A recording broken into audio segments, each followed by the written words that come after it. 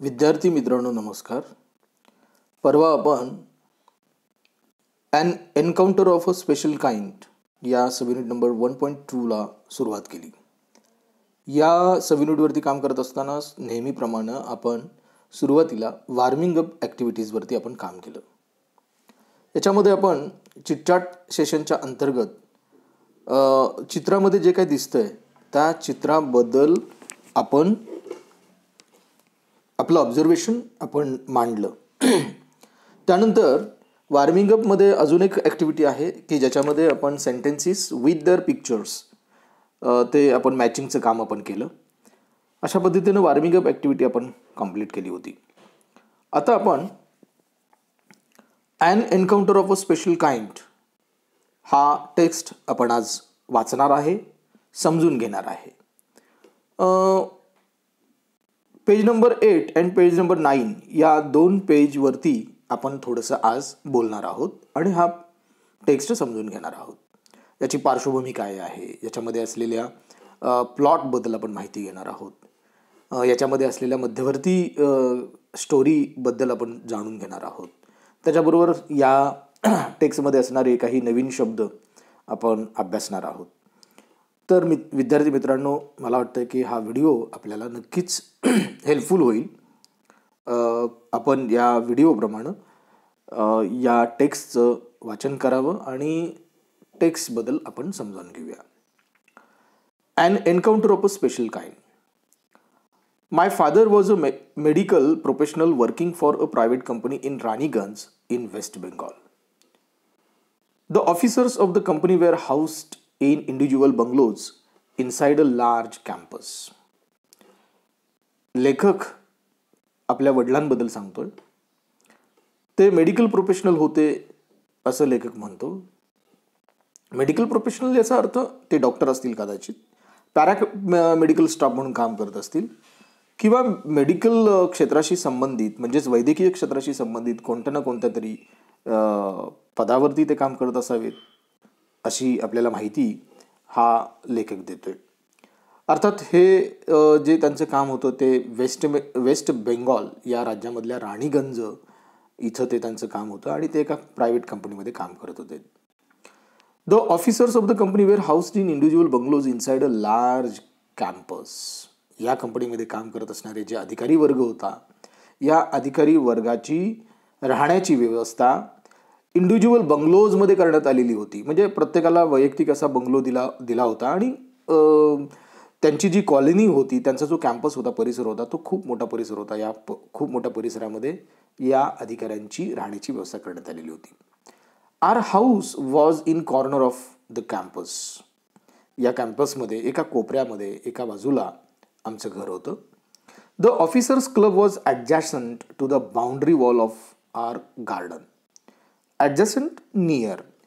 Officers club म्हणजे ज्या ठिकाणी मंडळी येतात, एकत्र येतात, वेगवेगळ्या प्रकारचे मनोरंजक खेळ खेळतात. तर अशा प्रकारचा जो क्लब होता, हा क्लब यांच्या म्हणजे लेखकाच्या घराच्या बागेच्या बाजूला लगतच हा ऑफिसर्स क्लब होता. The compound was luxuries with green grass. आणि तो जो परिसर होता, कंपाऊंडचा जो भाग होता, ऑफिसर क्लबचा परिसर असं आपण म्हणूया, तर हा एकदम लक्झरियस होता. लक्झरियस दॅट इज खूप काय म्हणूया त्याला, खूप रिच अशा पद्धतीचा होता. आणि सगळीकडं असं ग्रीन ग्रास, ग्रीनरी होती. Colourful flowers and a host of tall and majestic trees. त्या परिसरामध्ये, बागेमध्ये कलरफुल फ्लावर्स, रंगीबेरंगी फुलं होती आणि त्याचबरोबर उंच आणि अतिशय मनोहारी स्वरूपाचे वृक्षवेलीने नटलेला तो परिसर होता. The seasonal vegetables in the kitchen gardens of the households and the magnificent trees constantly attracted squirrels and many species of birds. Kitchen आणि घरामध्ये असणारं किंवा विशेषतः किचनमध्ये असणारं जे व्हेजिटेबल असतं किंवा लोकांच्या घरामध्ये असलेली जी गार्डन्स असतात, त्याकडं खारुताई आणि इतर काही पक्षी आकृष्ट होत असायचे, येत असायचे या व्हेजिटेबल्सवरती, या वस्तूंवरती ताव मारण्यासाठी. A group of langurs had even made their den at ashvattha tree nearby. जवळपास असलेल्या एका अस्वता, एक प्रकारचं वृक्ष आहे, या झाडावरती काही माकडांनी आपली गुहाच बनवलेली होती, अधिवास बनवलेला होता, राहण्याची व्यवस्था त्यांनी तिथं केलेली होती. They had all become a part and parcel of our existence and daily life. आमचं अस्तित्व, एक्झिस्टन्स म्हणजे आमचं अस्तित्व आणि आमचं दैनंदिन जीवनाचा हा भाग बनलेला होता. आजूबाजू असलेली बाग बगीचा, ग्रीनरी, निसर्गरम्य वातावरण आणि त्या निसर्गरम्य वातावरणामध्ये फुललेली वृक्षराजी, वेली, पानं, फुलं आणि त्याचबरोबर वेगवेगळ्या प्रकारचे पक्षी आणि त्याचबरोबर खारुताई आणि त्याचबरोबर माकडं, या सगळ्यांनी बनलेलं हे त्यांचं आयुष्य होतं. आयुष्याचा, त्यांच्या दैनंदिन जीवनाचा तो एक भाग होता, असं लेखक आपल्याला म्हणतोय. लेखक पुढं काय सांगतो बघा. A small incident on Saturday afternoon left a profound effect on me and unfolded before my eyes a whole new dimension to the wonders of God's creation. Next पॅरेग्राफला सुरुवात करतोय लेखक आणि लेखक म्हणतोय की एक छोटीशी घटना, घटना शनिवारी दुपारच्या वेळेला एक छोटीशी घटना घडली आणि त्याचा माझ्यावरती प्रोफाऊंड इफेक्ट झाला, प्रचंड परिणाम झाला. आणि त्याचबरोबर माझ्या डोळ्यासमोर एक नवीन दृष्टी, नवीन एक वेगळ्या प्रकारचं वैशिष्ट्य माझ्या डोळ्यासमोर निर्माण झालं. आणि हे वैशिष्ट्य होतं की देवाची करणी, देवाचं जे कृत्य आहे किंवा देवाचं जे काय म्हणू त्याला कर्म आहे, देवाचा प्रताप आहे, चमत्कार आहे, या चमत्काराचे विविध पैलू उघडून देणारा एक प्रसंग एका शनिवारी घडला आणि तो अजूनही माझ्या डोळ्यासमोर तरळतो आहे, असं लेखक म्हणतोय. It was a few days into the puja vacation, just like for any other child. The holidays provided an opportunity for me to become engrossed in various magazines and storybooks published specially for children in the festive season. It was few days into the puja vacation. Puja vacation आपल्याकडे जशी दिवाळीला मोठी सुट्टी असते, कोकणामध्ये Ganpati festival खूप मोठ्या प्रमाणात साजरा केला जातो, तसं बेंगॉलमध्ये दुर्गा पूजा हा सण मोठ्या प्रमाणामध्ये साजरा केला जातो आणि त्या दरम्यान शाळांना सुट्टीचा कालावधी होता. पूजा वेकेशन असं म्हटलेलं, वेकेशन म्हणजे सुट्टी. आणि या सुट्टीच्या कालावधीमध्ये असताना इतर सर्व मुलांप्रमाणेच सुट्टीच्या दिवसांमध्ये मला एक संधी मिळालेली होती आणि ती म्हणजे की मी माझ्या आवडत्या मॅगझिन्समध्ये, पुस्तकांमध्ये, मासिकांमध्ये, गोष्टींच्या पुस्तकांमध्ये मी बिझी राहावं, वाचावं, त्याच्यामध्ये घडून जावं, व्यग्र व्हावं, अशा प्रकारची मला एक संधी मिळालेली होती. इनग्रॉस्ड हा शब्द आपल्याला दिसतोय. इनग्रॉस्ड म्हणजे बिझी असणं, व्यग्र होणं, मराठीमध्ये मग्न होणं वाचण्यामध्ये म्हणा किंवा अन्य कुठल्याही गोष्टींमध्ये. अर्थात हा जो कालावधी आहे हा अलीकडचा कालावधी नाही, फार वर्षापूर्वीचा कालावधीच्या संदर्भातली ही आठवण लेखक आपल्याला सांगतोय. आणि त्यामुळं मुलं कदाचित पुस्तकांमध्ये मग्न होणं, पुस्तक वाचणं याच्यामध्ये घडून जात असायची. आता अलीकडे मात्र मुलं, आपल्याला माहिती आहे की पुस्तकांपेक्षा मोबाईलमध्ये जास्त आपण व्यस्त असतो. अर्थात पुस्तकं वाचणं हे आवश्यक आहे आपल्यासाठी. सणाच्या वेळेला मुलं अशा पद्धतीनं वेगवेगळ्या प्रकारची पुस्तक वाचण्यामध्ये व्यग्र असायची आणि त्याप्रमाणेच मी देखील पुस्तक वाचण्यामध्ये त्या शनिवारच्या दुपारी व्यस्त होतो. सुट्टीचा कालावधी होता, असं लेखक म्हणतोय. पुढे लेखक आपल्याला काय सांगतो बघा. After a hearty lunch my parents and my younger sisters lay down for an afternoon nap and I settled down with a story book. दुपारचं भरपेट जेवण केल्यानंतर, पुरेसे जेवण केलं, हर्टी पुरेसं, भरपेट आपण म्हणूया हर्टी, सफिशियंट अँड होलसम, म्हणजे याला होलसम असं म्हटलेलं आहे, म्हणजे भरपेट म्हणूया आपण. दुपारचं भरपेट जेवण झाल्यानंतर माझे पालक, माझ्या मम्मी पप्पा आणि माझ्या लहानग्या बहिणी दुपारचा डुलका काढण्यासाठी त्यांनी विश्रांती कक्षामध्ये त्या गेल्या आणि मी मात्र एक छानसं स्टोरी बुक हातामध्ये घेतलं आणि मी वाचत बसलो. The quiet afternoon presented the perfect backdrop for reading and adventure story. अतिशय शांत दुपार होती आणि या शांततेच्या कालावधीमध्ये मन आपलं बिझी होतं, मन आपलं मग्न होतं, व्यग्र होतं एखादी साहसी कथा वाचण्यामध्ये. The silence was occasionally broken by the sound of my family snoring, the intermittent chirping of house sparrows, the harsh cawing of crow, the shrill call of kite flying high above the ground. लेखक आपल्याला सांगतोय की मी पुस्तक वाचण्यामध्ये busy होतो, शांततेचं वातावरण होतं, मात्र ही शांतता अधूनमधून भंग व्हायची माझ्या कुटुंबियांचं घोरण्याच्या आवाजामुळे म्हणा, किंवा ज्या चिमण्या होत्या त्या चिमण्यांचा अधनमधनं होणारा चिर्पिंग म्हणजे चिवचिवाट, इंटरमिटंट अधूनमधून, किंवा इथं त्यांनी इंटरमिटंट या शब्दाचा अर्थ कंटिन्युअस असं सांगितलेलं आहे, म्हणजे सतत होणारा जो आवाज आहे, या आवाजामुळं ही शांतता भंग व्हायची. त्याचबरोबर अधूनमधून गाईचा हंबरण्याचा आवाज यायचा, कॉविंग हंबरण्याचा आवाज यायचा, सॉरी क्रो म्हटले, काऊ नाही क्रो म्हटले, कावळ्याचा आवाज यायचा, त्याचा कर्कश आवाज ही शांतता भंग करायचा. त्याचबरोबर काही किड्यांचा आवाज येत होता. Minutes ticked by, I became deeply absorbed in the book. अशा पद्धतीनं मिनिट गणिक वेळ पुढे चालला होता, मिनिट दर मिनिट वेळ पुढे चालला होता आणि मी एकदम बिझी, एकदम डीपली मी पुस्तकामध्ये व्यग्र झालो होतो, अतिशय बिझी झालो होतो पुस्तक वाचण्यामध्ये. Suddenly I heard a group of street dogs barking furiously in the distance. आणि अचानकपणे कुत्र्यांच्या ओरडण्याचा आवाज, बार्किंग भुंकण्याचा आवाज, एकदम जोरजोरात, फ्युरियसली एकदम जोरजोरात कुत्र्यांच्या भुंकण्याचा आवाज दूरवरून माझ्या कानामध्ये येत होता. I chose to ignore the commotion, thinking that the pack of dogs might have cornered a hapless pig. मी सुरुवातीला इग्नोर करायचं ठरवलं, मी इग्नोरच केलं त्या आवाजाकडं. मला असं वाटलं की कदाचित हा कुत्र्यांचा घोळका, कुत्र्यांचा ग्रुप हा एखाद्या डुकराच्या पाठीमागं, एकदम हतबल झालेल्या डुकराच्या पाठीमागं लागला असेल आणि हा गोंधळ वाढला असेल, गोंधळ झाला असेल असं मला सुरुवातीला वाटलं. But soon the barking became louder and more aggressive and the alarmed cawing of a flock of crows added to the cacophony. पण लवकरच कुत्र्यांचा जो भुंकण्याचा आवाज होता हा मोठा होत गेला. मगापेक्षा खूप जोरजोरात कुत्री भुंकत होती. त्यामध्ये भर म्हणून कावळ्याचा कावकावची पण भर पडलेली होती. एकूणच या गोंधळामध्ये अशा पद्धतीनं कुत्री आणि कावळे हे सहभागी झाले होते आणि गोंधळ खूप मोठा वाढलेला होता. I also heard the disturbance approaching closer. मी ऐकलं की हा जो गोंधळ आहे, हा माझ्या वाचनामध्ये असलेला हा अडथळा आहे, हा आता जवळ येत चाललेला आहे. पेज नंबर 9 आपण येऊया.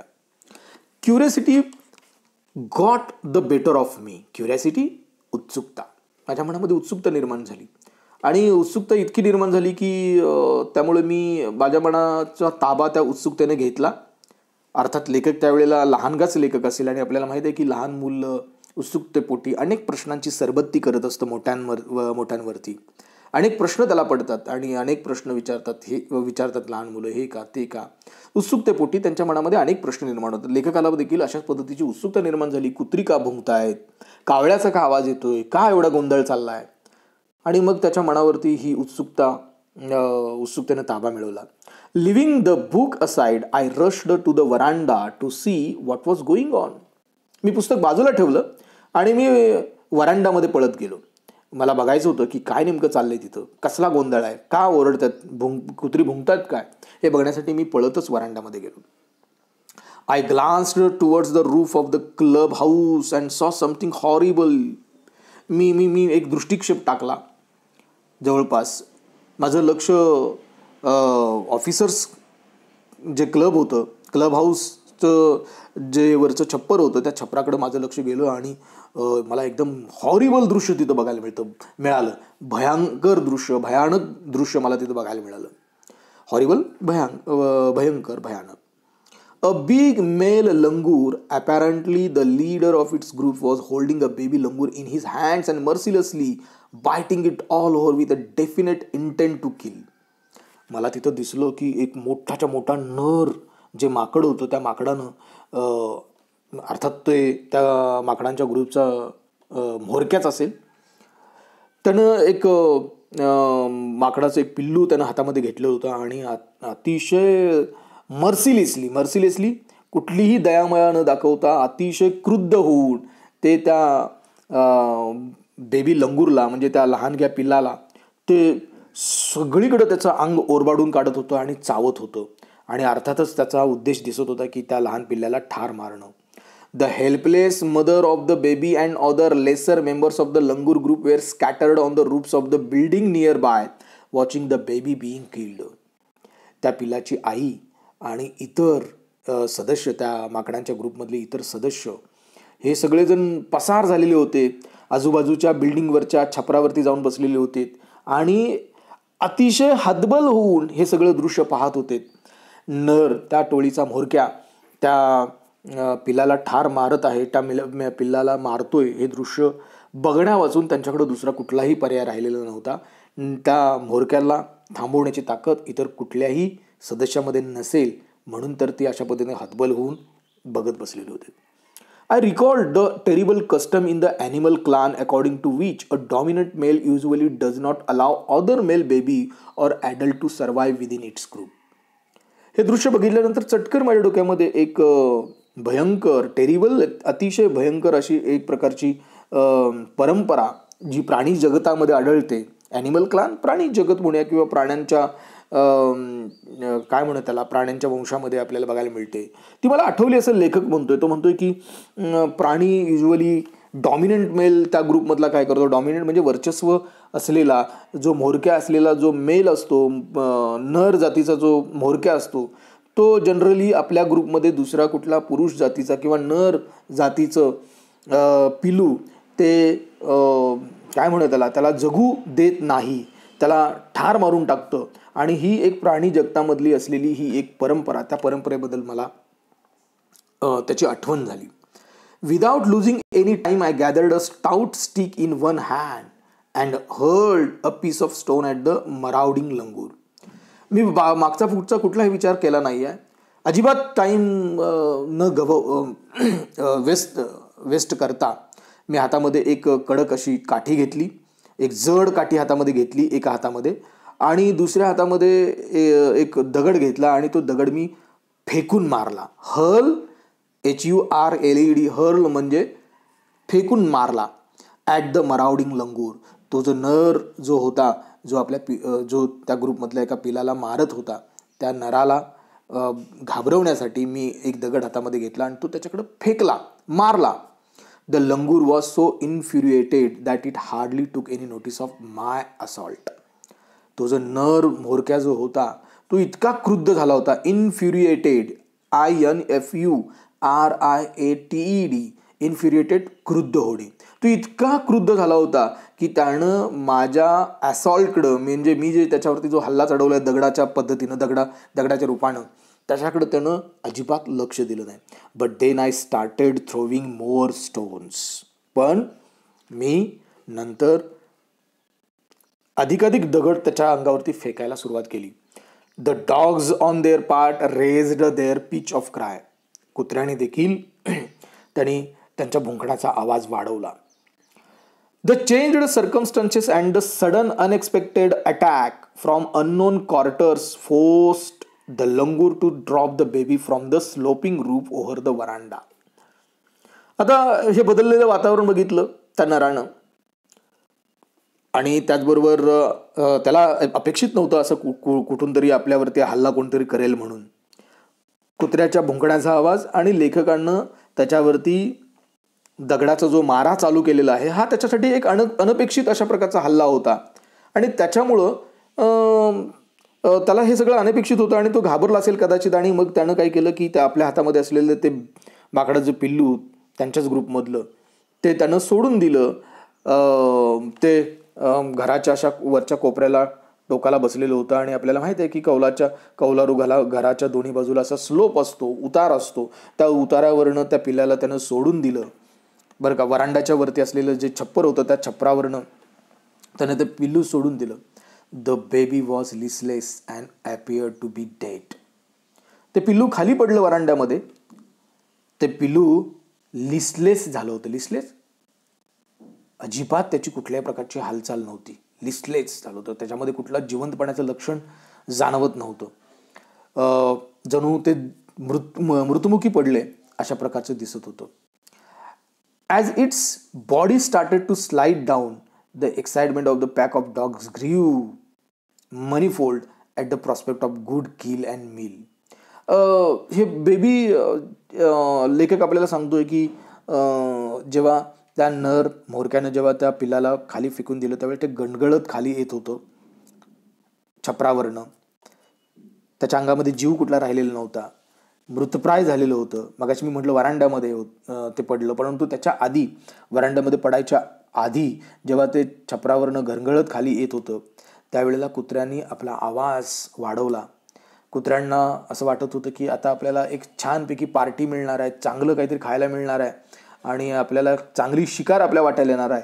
या आनंदानं कुत्रे आपला आवाज वाढवत होते, कुत्र्याने आपला आवाज वाढवला. The excitement of the pack of dogs grew manifold, खूप मोठा आवाज त्यांचा झाला. At the prospect of a good kill and meal, खूप चांगली शिकार आपल्याला वाटायला येणार आहे हे बघून कुत्र्यांना खूप आनंद झालेला होता. पेज नंबर 8 आणि पेज नंबर 9 या दोन पेजवरचा जो इंग्रजीचा जो भाग होता, टेक्स्टचा जो भाग होता, त्याचा मी स्वैर अनुवाद मी आता केलेला आहे. तुम्ही हे 2 पेजेस मनापासून वाचून काढायचे आहेत आणि पेज नंबर 8 आणि पेज नंबर 9 याच्यावरचा जो मार्जिन स्पेसवरचा जो भाग आहे त्या भागावरती असलेले जे प्रश्न असतील, त्याचबरोबर जे शब्द असतील ते शब्द, त्या शब्दांचा अर्थ आणि त्याचबरोबर प्रश्नांची उत्तरं आपल्या वहीमध्ये पेज नंबर 8 आणि पेज नंबर 9 वरची प्रश्नांची उत्तरं आपल्या वहीमध्ये लिहायची आहेत. पण जाता जाता आपल्याला काही अडचण असू नये म्हणून मी मार्जिन स्पेसवरच्या शब्दांचे अर्थ मी तुम्हाला सांगतो, तुम्ही ते ध्यानात ठेवा.